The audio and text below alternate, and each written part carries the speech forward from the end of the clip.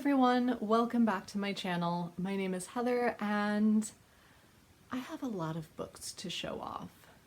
Now, a lot of these were bought for a lot of different reasons. They will probably not be in order in the comment box, but I have linked all of them in case you are intrigued by any of them. So I'm going to split these into various sections and reasons as to why I bought what I did. So my first section of books are books that I purchased as I was filming an ode to indie bookshops, which is probably up online by the time you're seeing this. If not, it will be soon, in which I checked out various indie bookstores in and around my town. Some of which I've been to before, some of which I haven't. First, I finally got my hands on a copy of Passing by Nella Larson. I've heard nothing but fabulous things about this and I've been wanting to read it for ages, but because it was so popular, I knew that if I held out long enough, I would be able to get a secondhand copy. And I'm so glad I waited because this is a gorgeous copy.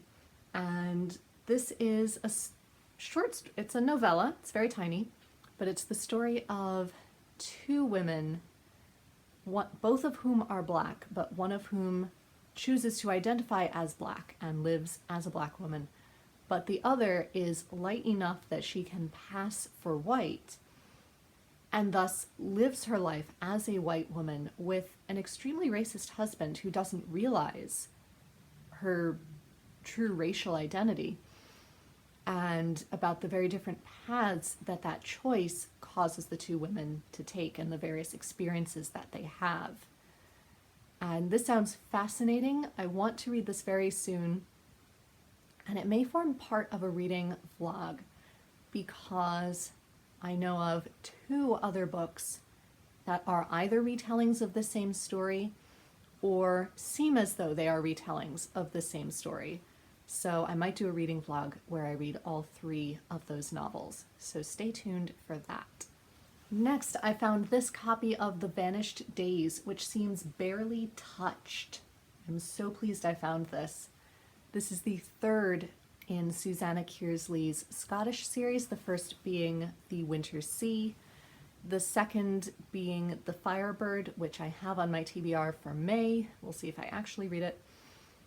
And then this is the third. So I don't know anything about the plot, and I really don't want to because it may spoil something that happens in book 2, but I'm very pleased to finally have this. And then I couldn't pass this up. This is the Penguin book of Victorian Women in Crime, which was edited by Michael Sims.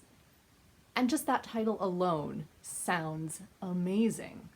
And the back says that it's a collection of the Victorian era's great crime-fighting females and women who very much embraced the New Woman era in the later half of the Victorian era. I have to, so I will probably save this for Victober, but I'm so pleased to have found this and to have it in my life. Then I also picked up a copy of Stone Blind by Natalie Haynes. I loved A Thousand Ships, and I've heard nothing but wonderful things about this, which is her retelling of Medusa's life. And that's all I need to know, really. Then I also found secondhand copies of Captain Wentworth's Diary by Amanda Grange. This was a series that I read through mainly in high school, and she is famous for this series, where she recreates the diaries of Austen's heroes. So I also own Henry Tilney's diary and Mr. Knightley's diary. There is Edmund Bertram's diary, I think Colonel Brandon's diary. There isn't one for Mr. Darcy, but she did write Dear Mr. Darcy, which is an epistolary novel full of letters between characters outside of Lizzie Bennet's scope. So say between the Bingleys and Darcy, and gives you that other side of the novel. It took me years to actually read Persuasion, so I never read this when I was in high school, but I'm intrigued to read it now. I can't decide how I feel about Captain Wentworth. I mean, his letter is absolutely gorgeous and romantic, but the way he behaves at the beginning of the novel, while understandable, would not make me want to go running back to him, honestly. So I'm curious to see if this helps or hinders those thoughts. Then my gem of a find was Paris and the Parisians by Fanny Trollope, who was Anthony Trollope's mother. She was a novelist in her own right, so I cannot wait to read some of her books once I have read more of his. Then there was a library book sale in the town where I work, so I stopped in and expected to pick up a couple of books. They usually have a decent selection, but not really stuff that I'm looking for. And I came out with a massive bag full of books, so let me walk you through those. The first thing that got me was they had the entire Palliser series by Anthony Trollope in hardback. I couldn't pass that up. I do have the first book in a different edition, so I passed on Can You Forgive Her?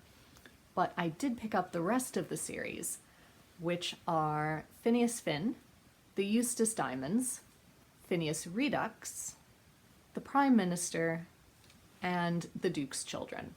I know nothing about the Palliser series. People love it. I think it vaguely intersects with his Barsetshire series as well, but I'm not entirely sure. But I'm thrilled to have it to get to at some point. She says, looking at her classic stacks, which are tipping over. I don't know where I'm going to put these, but I couldn't just leave them there. Speaking of classics, I also found this Oxford World Classic edition of Les Morts d'Arthur by Sir Thomas Malory, which is of course the quintessential text for the Arthurian legends. Even though now reading the back, it is a slight abridgment.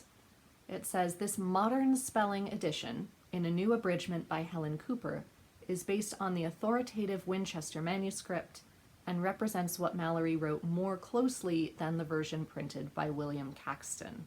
Having read through the Canterbury Tales, I'm okay with an abridged version. I think this will give me what I need to know. I also found this old Oxford edition of Barry Lyndon by William Makepeace Thackeray. I have seen the film.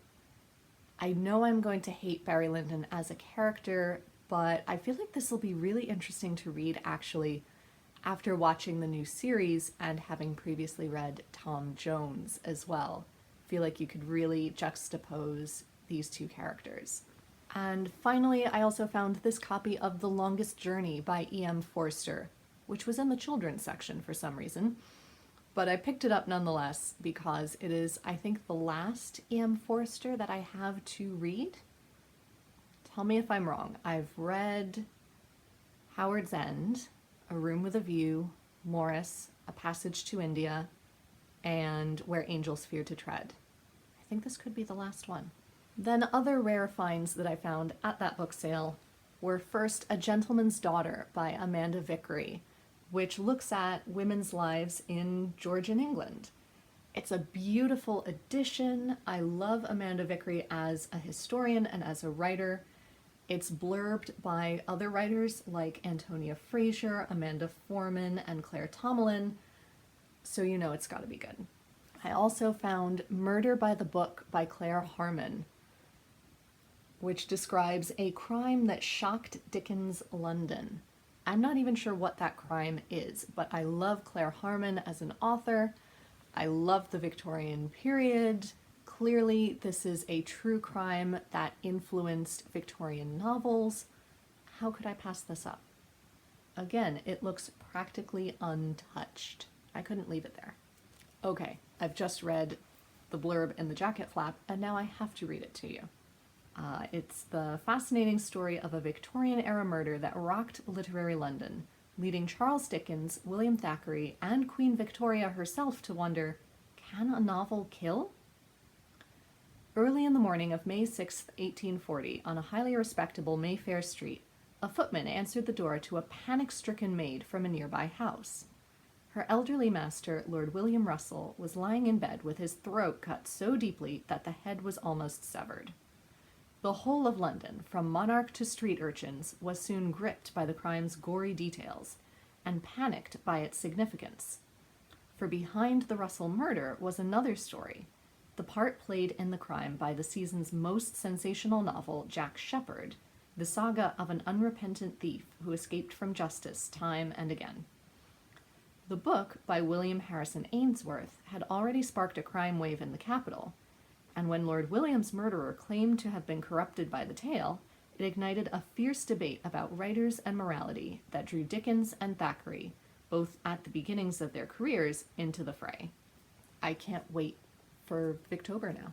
Another book where I have to read the blurb to you is The Secret Rooms by Catherine Bailey. This just sounds incredible. Just listen. When the 9th Duke of Rutland died alone in the cramped family archives on April 21st, 1940, his son and heir Charles ordered the room be sealed. 60 years later, Catherine Bailey became one of the first historians allowed inside. What she discovered when she began reading through the Duke's letters was a mystery involving one of the most powerful families in British society in the turbulent days leading up to World War I. The 9th Duke, who had devoted his entire adult life to organizing and cataloging several hundred years' worth of family correspondence, had carefully erased 3 periods of his life from the record. But why? Filled with fascinating real-life characters, a mysterious death, family secrets, and affairs aplenty, The Secret Rooms is an enthralling, page-turning true story that reads like an Agatha Christie novel. I can't wait. That sounds incredible. I also picked up these 3 items. First is this tiny book, The Story of 100 Operas, which gives you just summaries of 100 operas, which I wasn't entirely sold on, but the thing that sold me more was the fact that it's from about 1940, I think.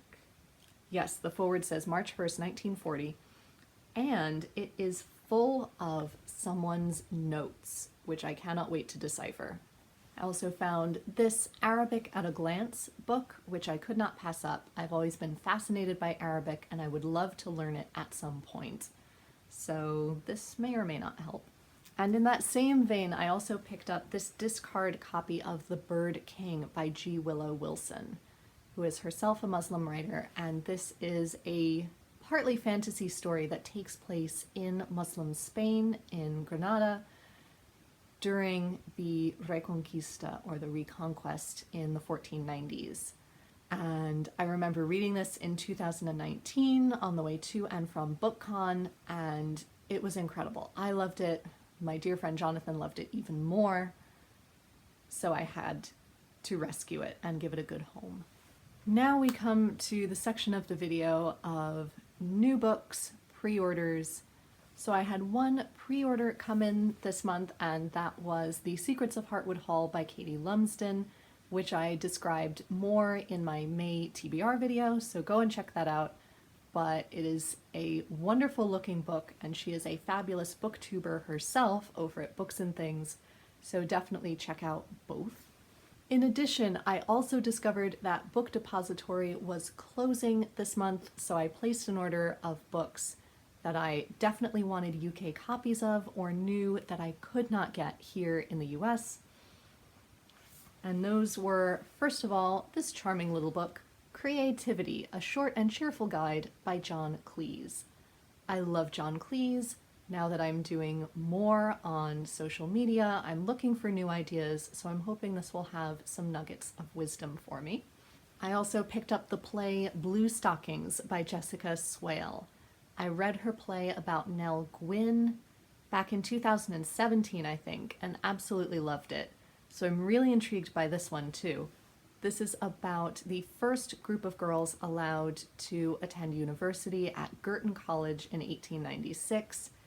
However, they're grappling with the fact that it does them very little good. They're still denied degrees, so they go home with nothing but the stigma of being a blue stocking. And I can't wait to read that exploration. I also picked up my final Laura Wood that I have not read yet, which is A Snowfall of Silver. And honestly, I forget what this one is about, but she writes beautiful, older young adult historical fiction and usually romances, and I can't wait. Another book you cannot find here in the US is The Intoxicating Mr. Lavelle by Neil Blackmore.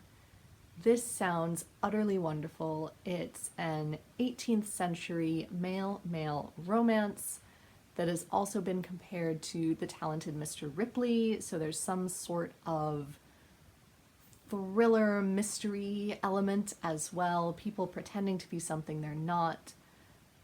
I can't wait. It looks amazing.